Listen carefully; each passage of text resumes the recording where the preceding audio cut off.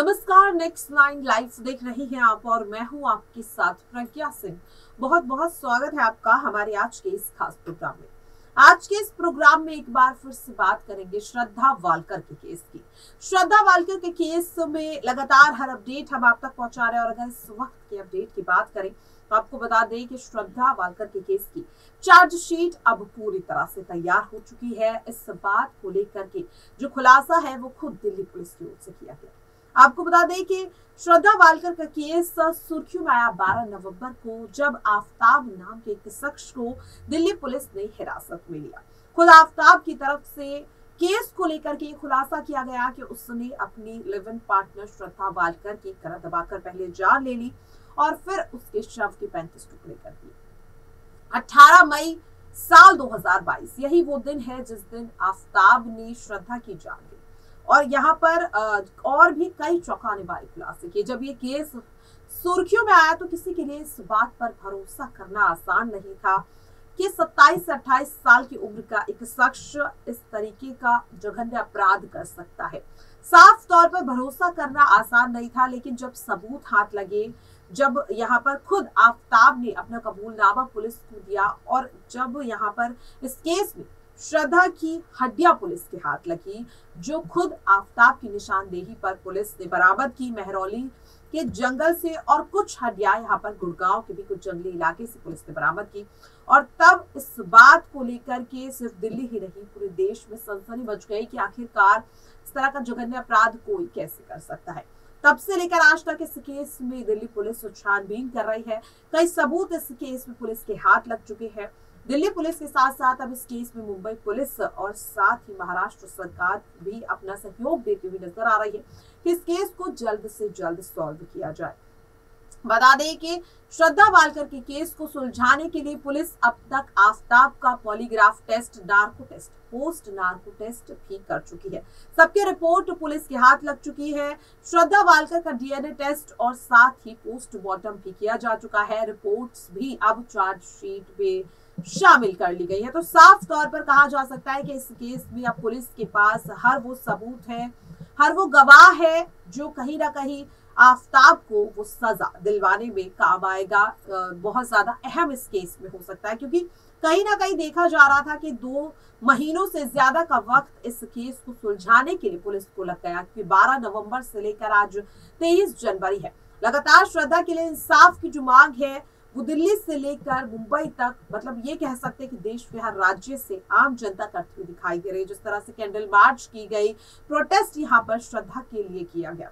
और इसी बीच ये भी देखने को मिला कि श्रद्धा का केस जब सुर्खियों में आया तो उसके बाद कई और ऐसे मामले सामने आए जिसमें इसी तरह से कह सकते हैं कि लोगों के शव के टुकड़े कर दिए गए। और कई ऐसे केसेस तो श्रद्धा वालकर के केस की छानबीन के बीच ही सामने आए। जिस तरह से अगर बात करें अक्षरधाम का वो केस जिसमें एक महिला ने अपने बेटे के साथ मिलकर अपने पति की पहले जान ले ली और फिर उसके शव के 22 टुकड़े कर दिए। जो है आपको बता दें कि दिल्ली पुलिस उस वक्त यानी कि नवंबर के महीने में श्रद्धा वालकर की हड्डियां बरामद करने के लिए छानबीन कर रही थी और इसी बीच अक्षरधाम से भी कुछ शव के टुकड़े मिले, जो जांच के बाद पता चला कि एक शख्स के हैं। और इसी बीच ये केस भी सामने आया। उसके बाद यहाँ पर बिहार से केस सामने आया, असम से केस सामने आया और साफ तौर पर कहा जा सकता है कि देश के लगभग 5 से 6 राज्यों से इस तरह के और केसेस सामने आए। अगर बात करें उत्तर प्रदेश के लखनऊ की तो आपको बता दें कि वहां पर भी एक शख्स जिसका नाम आफताब था,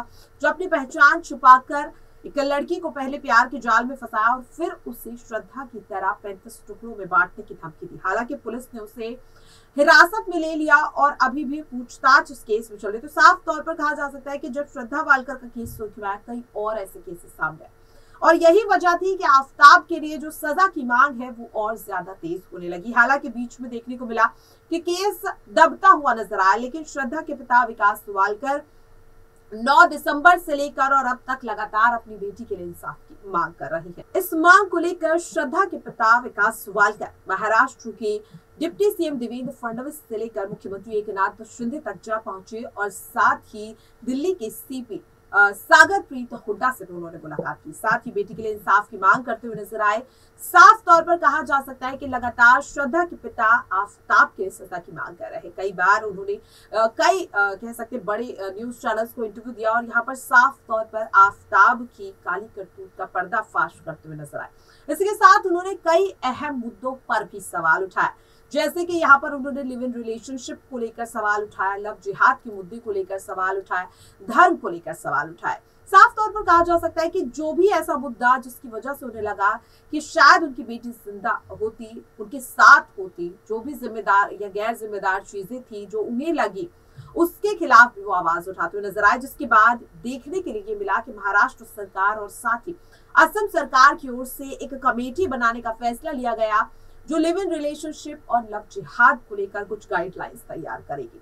इसके साथ महाराष्ट्र सरकार की ओर से ये भी भरोसा श्रद्धा के पिता को दिलाया गया कि इस केस में महाराष्ट्र सरकार पूरी तरह से सहयोग करेगी। ये केस फास्ट ट्रैक कोर्ट में भी भेजा जाएगा। हालांकि अभी तक उससे लेकर के कुछ कार्रवाई होती हुई नहीं दिखाई दे रही है और यही वजह थी कि एक बार फिर से श्रद्धा के पिता मुख्यमंत्री एकनाथ शिंदे से मिलने के लिए पहुंचे और उन्होंने कहा कि लगातार जो देरी हो रही है इसकी वजह से कहीं ना कहीं इंसाफ की कह सकते हैं कि मांग और ज्यादा बढ़ती हुई दिखाई दे रही है और यही मांग वो एक बार फिर से लेकर एकनाथ शिंदे से मिले और एकनाथ शिंदे ने श्रद्धा वालकर के पिता विकास वालकर को ये भरोसा दिलाया कि जल्द से जल्द उनकी बेटी को इंसाफ मिलेगा।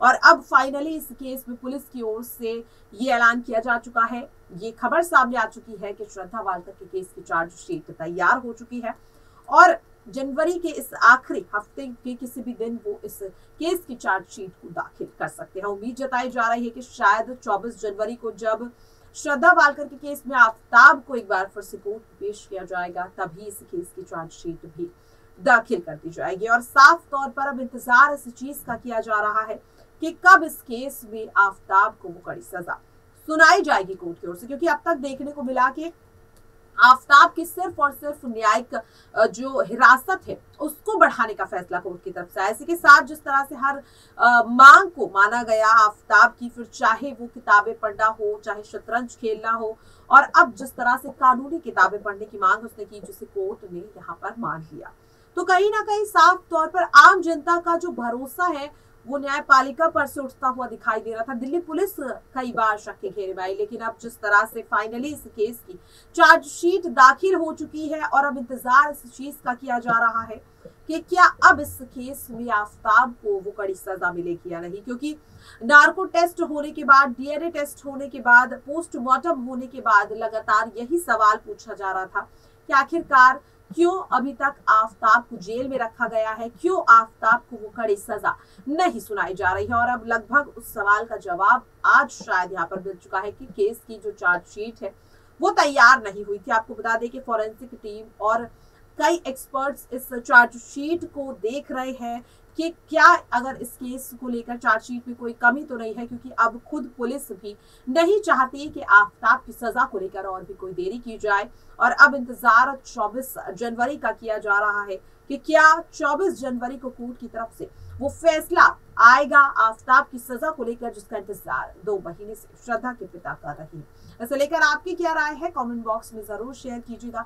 आज के लिए इस खास प्रोग्राम में इतना ही, मुझे दीजिए इजाजत, नमस्कार।